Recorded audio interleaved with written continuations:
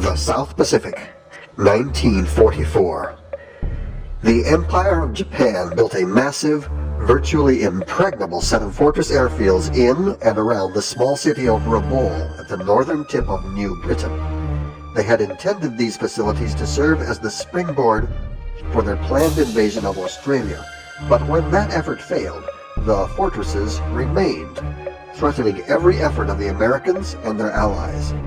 The Allied commanders considered invading and destroying the Rabaul complex, but despairing of the costs and dangers involved, they ultimately decided to bypass it and just let it wither on the vine. But suppose they had decided to act on one of their tentative invasion plans. Suppose they decided to invade and take Caravat Airfield, and from there, to mass for the biggest invasion of the South Pacific, Rabaul. Now hear this. Now hear this. Today's mission is an all-out strike and invasion against the enemy complexes at and around Rabaul. The mission will proceed in 7 distinct phases. This briefing will commence with a geographic orientation. This is an aerial map of the overall target area. Of immediate interest, you will note Rabaul Harbor is surrounded by 4 airfields, a fortified city, and a marina with dry dock. 1 aircraft carrier is near the center of the harbor. 1 heavy cruiser is immediately north of the carrier. 4 destroyers, designated destroyers 1 through 4 clockwise, surround the carrier. The small airfield of Malaguna lies immediately south of the harbor. The large airfield of Lakunai lies immediately west of the harbor. The town of Rabaul and its marina and dry dock facilities are on the east, and 2 additional airfields are just off the map in this view. All of these ships, airfields, and buildings are protected by strong arrays of dangerous anti-aircraft guns. Do not fly alone through these areas unless and until they have been weakened or destroyed. During the early phases of the battle, penetration of these areas will be done only by large groups of our forces in order to divide hostile fire and gunners as we target them for destruction. If you must fly through these areas alone, do not linger. Keep your speed up and exit these vulnerable zones as quickly as you can. Early phases will clear safe passage through the harbor and south central area of this map, so it will be relatively safe to fly in those zones in later phases, but you must always be aware of and avoid areas where hostile ground gunners have not yet been diminished or destroyed. When it is necessary to attack these areas, attack the outer fringe sections first, from long range wherever possible. Then work your way gradually into the denser defenses at the center of each airfield or naval concentration.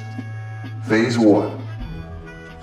Phase 1 targets 8 strategic facilities directly in the heart of the Rabaul complex. During Phase 1, we will tear the heart from the center of Rabaul's area defenses, crushing the enemy's will to resist and his capacity to coordinate warfare. 30 medium bombers, escorted by 20 fighters, will target warships in Simpson Harbor, with the goal of rendering anti-aircraft defenses impotent and opening a safe channel into and through the harbor from the north in preparation for Phase 2. Our first strike, consisting of 30 medium bombers and all available escorting fighters, will target the warships in the harbor. Squadron designations and assignments are as follows. B-26 Squadron Carrier 1A will drop 1,000-pound incendiary bombs on the carrier. B-26 Squadron Cruiser 1 will drop 1,000-pound incendiary bombs on the cruiser. B-25 Squadron Destroyer 1 will drop 500-pound incendiary bombs on Destroyer 1. B-25 Squadron Destroyer 2 will drop 500-pound incendiary bombs on Destroyer 2. B-25 Squadron Destroyer 3 will drop 500-pound incendiary bombs on Destroyer 3. B-25 Squadron Destroyer 4 will drop 500-pound incendiary bombs on Destroyer 4. SPD Squadron Carrier 1B will dive bomb the carrier with 500-pound incendiary bombs. TVM Squadron Carrier 1C will finish off the carrier with 2,000-pound torpedoes. All available fighter aircraft will escort these bombers to keep enemy Zeeks away. It is imperative that escorting fighters protect the B-25s, B-26s, SBDs, and TPMs from marauding enemy Zero or Zeke fighters. If our bombers are able to drop their bombs unmolested, they will destroy almost all of the enemy warships and their ACAC guns during their planned bomb run. If enemy fighters are nearby as our bombers approach the target area, their bomb runs will be far less accurate, and most of the enemy's fleet guns will survive until free-roaming fighters find a way to finish them off in dangerous, time-consuming rocket or strafing runs. That would be a costly exercise. Accordingly, it is imperative that our fighters find and destroy as many enemy Zeeks as possible during the early minutes of Phase 1. Keep those Zeeks away from our bombers. Escort every squadron of our bomber strike, especially as they approach and enter Simpson Harbor. Phase 2. Phase 2 targets anti-aircraft facilities at Malaguna Airfield, directly south of Simpson Harbor. During this phase, high-level heavy bombers will render the airfield anti-aircraft facilities sufficiently weakened so that free-roaming fighters can eliminate all remaining Malaguna ACAC with minimal risk. At the conclusion of Phase 1, free-roaming fighters will climb toward the northwest, intercept and escort B-24 bombers as they approach and bomb Malaguna in Phase 2. B-24 squadron designations and assignments are as follows. B-24 Squadron Malaguna 1 will drop 500-pound fragmentation bombs on ACAC Area 1. B-24 Squadron Malaguna 2 will drop 500-pound fragmentation bombs on ACAC Area 2.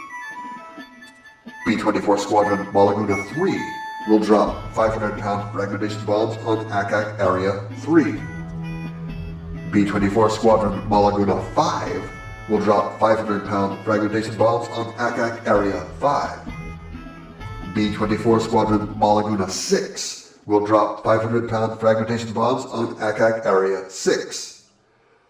B-24 Squadron Malaguna 7 will drop 500-pound fragmentation bombs on ACAC Area 7. And B-24 Squadron Malaguna 8 will drop 500-pound fragmentation bombs on ACAC Area 8. Note that there is no squadron designated Malaguna 4 because ACAC Area 4 has been determined to be inoperative. Phase 3. Phase 3 targets remaining anti-aircraft facilities at Malaguna. Free-roaming fighter aircraft are to complete this task immediately upon the departure of the last B-24s. This phase is complete as soon as all ACAC defenses at Malaguna have been destroyed. Phase 4. Phase 4 captures the Malaguna airfield. 1 or 2 available pilots will fly C-47 transport planes from our staging area at Karabat over Malaguna airfield, where they will drop a minimum of 10 paratroopers from a minimum altitude of 800 feet. The paratroopers will locate and capture the field headquarters of the corresponding map room and will announce capture of the base by text radio. At that point, nearby aircraft will land, refuel, and rearm at Malaguna in preparation for Phases 5, 6, and 7. Phases 5, 6, and 7. Phases 5, 6, and 7 target capture of the remaining airfields, Guadalcanal, Ropopo, and Lacunay. ACAC facilities at each airfield shall be systematically destroyed by rockets, dive bombers, or by strafing runs from free-roaming fighters, after which corresponding flights of C-47s will drop a minimum of 10 paratroopers over each airfield. All available fighters will escort those transport planes as necessary to shoot down or drive off any enemy fighters. At the conclusion of Phase 7, after capture of all airfields in the area, our remaining fighters are to finish off any and all airborne resistance, whereupon victory shall be declared. That is all. Good hunting.